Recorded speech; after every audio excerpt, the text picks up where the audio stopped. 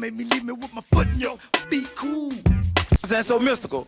What's happening with you in your life, man? I'm after the big bucks, no whammies, goddammit. You can't stand it. Make them feel the impact, and I ain't even in Miami. Mystikal is like a magnet for legal trouble. He's back in the headlines again for allegedly assaulting a woman. Michael Tyler, better known by his stage name Mystikal, faced an Ascension Parish judge today. He's been locked up since his arrest in 2022 on and domestic violence charges. Mystikal went from chart-topping success and Grammy nominations to becoming one of the most disgraced names in the industry. A rapper known for his bars is behind bars this morning. Ascension Parish deputies arrested Michael Tyler, also known as Mystikal. He's facing several charges. And now, not only is he locked up, but there's a real chance he may never walk free again. Let's get into how it all went down. Mystikal's case still leaves fans stunned, especially considering how he single-handedly destroyed a promising career. It all started on July 3, 2002, when he called up his 40-year-old hairstylist and asked her to come over to his home in Baton Rouge to do his braids. But that wasn't the real reason. Mystikal had been suspecting her of mishandling his finances and believed she had been taking money from his account behind his back. When she arrived, he confronted her about the missing funds, which reportedly totaled around $80,000. She tried to explain, but her excuses didn't hold up. Frustrated and angry, Mystikal threatened to involve the police unless she came clean. That's when she admitted to cashing unauthorized checks for her own personal use. What Mystikal did next is still a point of confusion and controversy. Some think he was seeking revenge. Others believe he saw a twisted opportunity. He gave her two options: either engage in intimate acts with him and call it even, or face charges for stealing his money. The woman said she gave in, afraid of getting into legal trouble. After that, Mystikal called his two bodyguards, Leland Ellis and Versi Carter, and asked them to come over. He instructed Ellis to record what was happening. Reports claim that while the camera was off, Mystikal got aggressive with her, and when it resumed, both bodyguards were seen getting involved while she performed on them.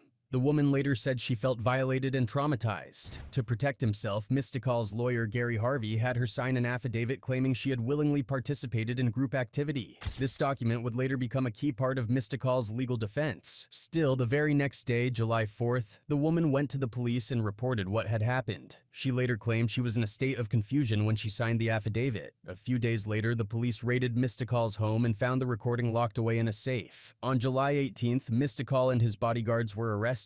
Facing serious time, his legal team worked to cut a deal. By December 2002, he pled guilty to charges of battery and extortion. The plea got him 6 years behind bars, plus strict probation terms. He had to get a job, attend substance abuse counseling, and register as an offender. He officially began serving time in 2004 and stayed locked up until 2010. During his sentence, he also faced federal charges over unpaid taxes, adding more time to his stretch. Although parole was on the table earlier, more legal trouble delayed it. Mystikal didn't walk free until January 14, 2010. Fast forward to February 22, 2012, Mystikal found himself back in trouble. This time, it was over a heated argument with his domestic partner that ended with him getting arrested for domestic abuse battery, meaning he had put hands on her. The full details of what went down weren't made public, but it was serious enough to land him behind bars for 9 days before he got out on bail. But that wasn't the end of it. Because the incident violated the terms of his probation,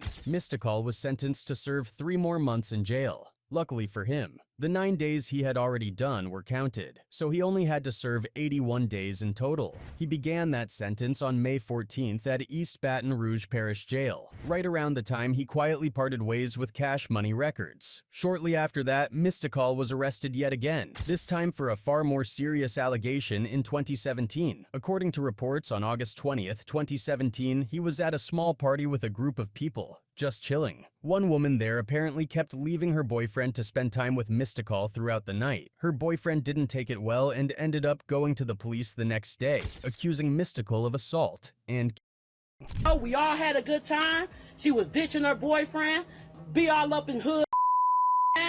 You know what I'm saying? Some innocent people about to go to jail for something that your boyfriend done said. A warrant was issued, and Mystikal, wanting to clear his name, turned himself in. He was hit with some serious charges and locked up at the Caddo Correctional Center on a $3 million bond. The woman ended up backing her boyfriend's claims, but after a lengthy investigation, the case started falling apart. By December 17, 2020, all charges were dropped due to lack of evidence. After spending 18 months locked up, Mystikal walked out a free man and surprisingly got a boost in popularity. Fans and critics were rooting for his comeback, but that hope didn't last long. I mean, how's it feel? It feels good. It feels good. Just grateful for this opportunity to get my life back. You know, get being back that man that I was called. On July 31st, 2022, Mystikal was arrested yet again, this time on the most disturbing set of allegations yet. It involved the mother of his son, Million Tyler. Though they had broken up years earlier, they'd been co-parenting peacefully for over a decade. That Saturday, she showed up uninvited to Mystikal's house to discuss some past financial issues. What's wild is that Mystikal had already gotten a restraining order against her, but still, she came by. They ended up getting into a heated argument when she asked him to send money to their now 22-year-old son. Mystikal reportedly walked into the bathroom mid-convo and came out acting like a completely different person. The next day, a warrant for his arrest laid out what was said to have happened. When they were initially talking, at some point he stepped away, maybe to the restroom. He came back a completely different person. According to that report, Mystikal lost control. He allegedly attacked her, leaving cuts, bruises, and swelling on her arms, legs, face, and neck. Some of her braids were pulled from her head. She told police he punched her, yanked her hair, took her phone and keys so she couldn't leave, choked her until she couldn't breathe, and forced himself on her. His lawyers, of course, denied all of it, saying she was making the story up because things didn't go her way. But things got worse when deputies searched the house and actually found pieces of her braids, a broken nail, and an earring, all matching her story. The bruises and injuries were also reportedly consistent with forced contact. Mystikal was arrested and charged with multiple serious offenses: first-degree assault, false imprisonment, domestic battery by strangulation, robbery, and drug-related charges. 51-year-old Michael Tyler, also known as Mystikal, was arrested on multiple charges including first-degree and domestic abuse battery. He pleaded not guilty, but the judge wasn't buying it. Because of his long rap sheet and the disturbing nature of the case, Mystikal was denied bond and has been behind bars ever since. If convicted of the assault charge, he's facing life in prison. And to make things worse, about 3 weeks before that incident, another woman had allegedly told a neighbor that Mystikal had beaten her too.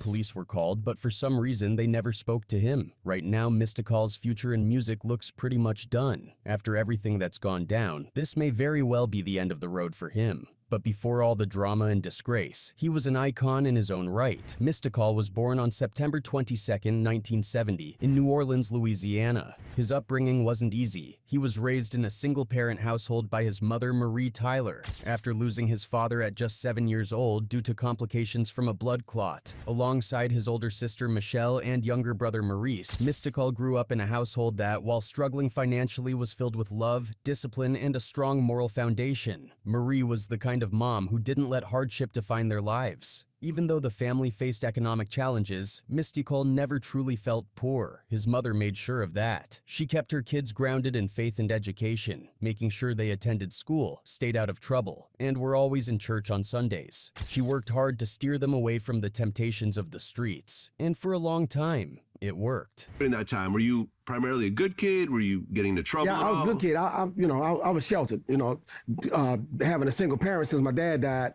My mom, she was on me, man. A lot of things I couldn't do. My friends going out at night. Mom, can I go? No. Can I do it? No. And I appreciate it as I grew up because a lot of them friends. Mystikal attended Cohen High School, and that's where the seeds of his rap career really began to sprout. While he had always had an interest in rhyming and storytelling, it wasn't until a spontaneous hallway rap battle that he truly tapped into the energy and competition that hip-hop thrives on. That moment woke him up. It wasn't just about telling stories anymore, it was about having presence, charisma, and confidence. That hallway exchange taught him that in rap, bravado was just as essential as bars. But before rap became his main focus, Mystikal actually gained some local shine through breakdancing.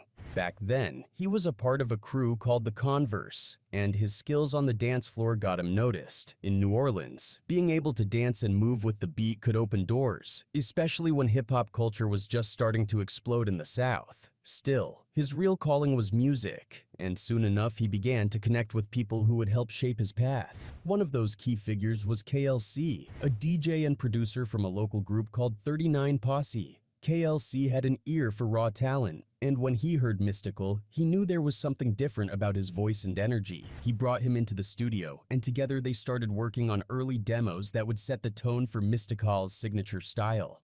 Despite his budding interest in music, Mystikal also had bigger responsibilities in mind. After high school, unsure of where the rap game would take him, he made a bold decision. He joined the U.S. Army. It was a surprising move, but not an uncommon one for young men at the time who wanted stability, discipline, and a chance to find purpose. What made you join the military? Because I still wanted to do something productive. But I was tired of school. I was enough of that. Sick of this you know, so I said, I joined the military and go get me a BMW or something. Serving in the military gave Mystikal a new perspective on life. But even as he wore a uniform, his passion for music never faded. While he was still enlisted, he heard that KLC and 39 Posse had dropped an album called 39 Automatic. That news lit a fire under him. Watching the people around him make moves in music made Mystikal realize he couldn't put his dreams on a pause any longer. That's when he doubled down and decided that, no matter what, he was going to carve out a lane for himself in the rap world. So at what point did you decide that military wasn't for you? As soon as the guys that I recorded my first demo with at home, as soon as they made a record, I knew I was on it. As soon as I left, they made a record. I'm like, what the So my heart wasn't in it no more. After wrapping up his service in the Army, Mystikal came back to New Orleans with a renewed sense of purpose. He was more focused than ever on chasing his rap dreams. But he also had to be practical. Bills needed to be paid, so he started working odd jobs here and there, including one gig as a security guard at a local shopping center. It wasn't glamorous, but it kept food on the table while he plotted his next move. Knowing that KLC still held the keys to the city's underground hip-hop scene, Mystikal reached back out to him. He had always believed that KLC could help turn his rap hobby into a real career. And despite KLC being caught up working with acts like 39 Posse and Magnolia Slim, who would later be known as the legendary Soulja Slim, he still made time for Mystikal. KLC told him, "Just hang tight, we're gonna get in the studio soon." Mystikal held on to that promise and waited for his turn. While he was biding his time, an unexpected opportunity came knocking. Mystikal was invited to open for none other than Run DMC and Dougie Fresh at an outdoor concert at the Trema Center. Huge names, especially for a local up-and-comer. He took the stage with raw energy, performing a song called I'm Not That Dude, with his sister Michelle backing him up on vocals. What Mystikal didn't realize at the time was that Leroy Precise Edwards, a house producer and executive at Big Boy Records, was in the crowd that day. And what he saw blew him away. At the, I guess, the Treme Center? Right, that's where it happened.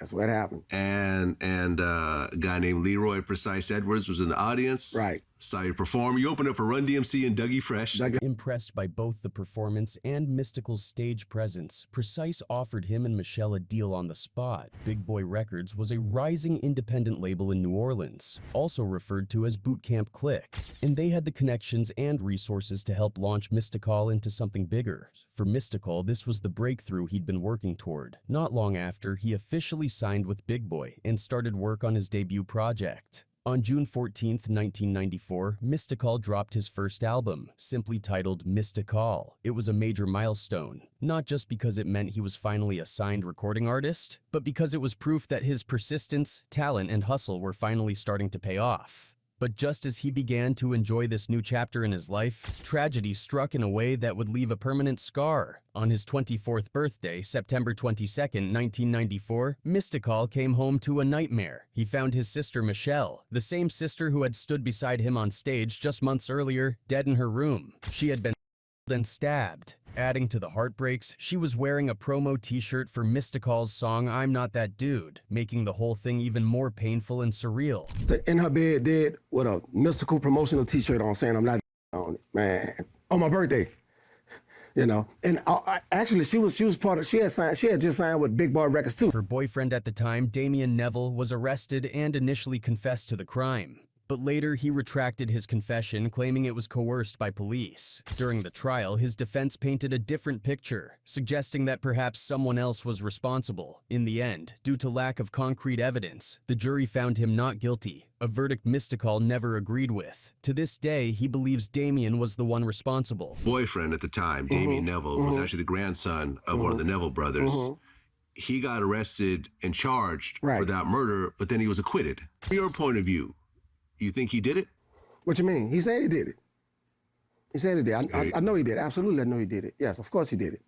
Okay. Yeah. Michelle's death shook Mystikal to his core. It was a devastating loss that made it nearly impossible for him to celebrate his birthday for nearly a decade. He later said that for 7 or 8 years, his birthday felt more like a painful reminder than a day to be happy. Still, he found a way to honor her through his music, dedicating a spoken word piece to Michelle on his next album, a heartfelt tribute that gave fans a glimpse into the pain he was carrying. In the years that followed, Mystikal eventually found a way to forgive Damien's family. It was a rare act of grace in an industry known for keeping grudges. That tragedy changed his life in more ways than one, leaving a mark that would follow him through every stage of his career. After the heartbreaking loss of his sister, Mystikal didn't let the pain consume him entirely. Instead, he poured all that emotion, grief, and rage into his music. His debut album, Mystikal, which had dropped shortly before her death, was already making waves locally. It quickly became one of Big Boy Records' most successful projects at the time. The buzz around Mystikal wasn't just staying in New Orleans anymore. Word was spreading. That local heat eventually caught the attention of Jive Records, a major label based in New York. They liked what they saw in Mystikal. Not long after, Jive inked a distribution deal with Big Boy Records and re-released Mystikal's debut album under a new title, The Mind of Mystikal, in October 1995. This updated version came with a few extra tracks and had a more polished touch, ready for national exposure. And it did numbers. The album sold over 500,000 copies, got major radio play, and officially earned gold certification. Mystikal was no longer just a local act. He was becoming a national figure. But as his star rose, so did the tension. In his hometown, Mystikal found himself tangled up in beefs with other New Orleans acts like UNLV and the Bee Gees, early members of Cash Money Records. They fired shots at him on tracks like Drag 'Em in the River and F Big Boy. Mystikal didn't stay quiet. He came back hard with tracks like Beware and Here I Go, letting the city know he wasn't the one to play with. Beware! The man with the braids is walked in. My man are like Hawkins. Around this time, the New Orleans rap scene was starting to shift in a big way. No Limit Records and Cash Money Records were on the rise, each creating their own massive movements, dominating not just the city but the southern rap scene overall. Big Boy Records, once a major local player, was starting to fade into the background. Mystikal knew he had to make a move if he wanted to keep leveling up, and given his issues with Cash Money artists, the choice was obvious. So in 1996, Mystikal signed with Master P and No Limit Records. It wasn't just business, it was also personal. Mystikal and Master P shared a mutual pain. Both had lost younger ones to violence. Master P's younger brother, Kevin, had been murdered in a drug-related incident, and that kind of shared tragedy helped solidify the bond between them. With No Limit backing him, Mystikal dropped his first album under the label in 1997 titled Unpredictable. Master P encouraged him to tap into his personal trauma and let it bleed through the music. The album included powerful tracks like Shine, a heartfelt tribute to his sister Michelle, and Murderer II, a direct shot at Damien Neville. The album exploded. It climbed all the way to number 3 on the Billboard 200, gave fans bangers like Ain't No Limit and The Man Right Chie, and eventually went platinum. No Limit saw Mystikal as one of their top-tier artists after that. He was in high demand, doing features left and right with label mates while simultaneously working on his next solo project. Through 1997 and 1998, he was constantly in the studio. He even worked with West Coast acts like RBL Posse and Big Lurch, showing just how far his reach was expanding. But all that success didn't come without serious tension. According to Terrence "Gangsta" Williams, Birdman's infamous brother with a street reputation and a body count rumored to be in the dozens, Cash Money saw Mystikal as a threat. Gangsta claimed that Birdman feared Mystikal's growing popularity and the damage he could do to Cash Money's rise. Because Bird was like, man, listen, I'm not in them streets no more, and we depended on his rap stuff, right? But Mystikal was a special one, so we like, man. Allegedly, Gangsta hatched a plan to set up a concert and use it as a trap to eliminate Mystikal for good. Thankfully, that sinister plan never came to pass. So I was like, man, listen, let's throw a concert and we kill him. Slim like, Wait. Kill him, like, kill him? Yeah, it's only one kill, Vlad. In December 1998, Mystikal dropped his second No Limit album, Ghetto Fabulous, produced by his longtime collaborator KLC from Beats by the Pound. The album was another smash. It debuted at number 5 on the Billboard 200 and sold 365,000 copies in its first week. Within a year, It went platinum, cementing Mystikal's place as one of the top rappers in the game. By 1999, Mystikal was working with some of the biggest names in the industry. He linked up with Mariah Carey on Did I Do That, collaborated with Outkast, and appeared on tons of features across the board. He was everywhere. But even as his career hit new heights, trouble was brewing behind the scenes at No Limit. The label's iconic production team, Beats by the Pound, got into a dispute with Master P and ended up leaving the label. This shook the foundation of No Limit and made Mystikal nervous. Seeing the cracks forming, Mystikal decided it was time for him to leave too. In the early 2000s, he officially parted ways with No Limit. As the 2000s rolled in, Mystikal hit the ground running, determined to leave a bigger mark than ever. He dropped the album Let's Get Ready, and just like the title suggested, he was ready for the big leagues. This was the project that officially launched him into the mainstream spotlight. With smash hits like Shake Ya Ass and Danger, Been So Long, the album was everywhere, from the clubs to MTV to big Hollywood movies. His track Shake, produced by Pharrell and the Neptunes, became an anthem. It was featured in Scary Movie 2 and dominated the airwaves. With the mic in my hand. Don't make me leave me with my foot in your be cool.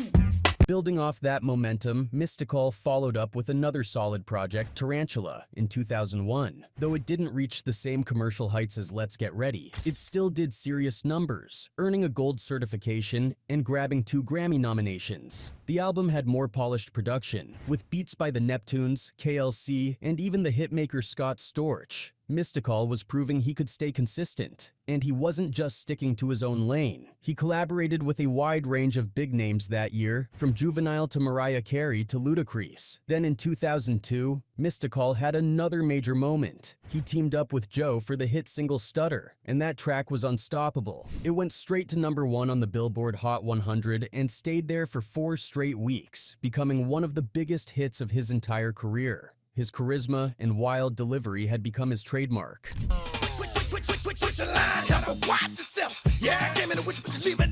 Around the same time, he started making a move into acting. He landed a lead role in the comedy film Make It Baby, followed by appearances in 13 Dead Men and even a role in the adult-themed film Liquid City. But just when everything seemed to be going his way, life took another harsh turn, and now, for over 3 years with no trial and no bond, his situation has gone from tragic to downright bleak. For someone who was once celebrated as one of the South's most electrifying voices, his downfall is a hard pill to swallow.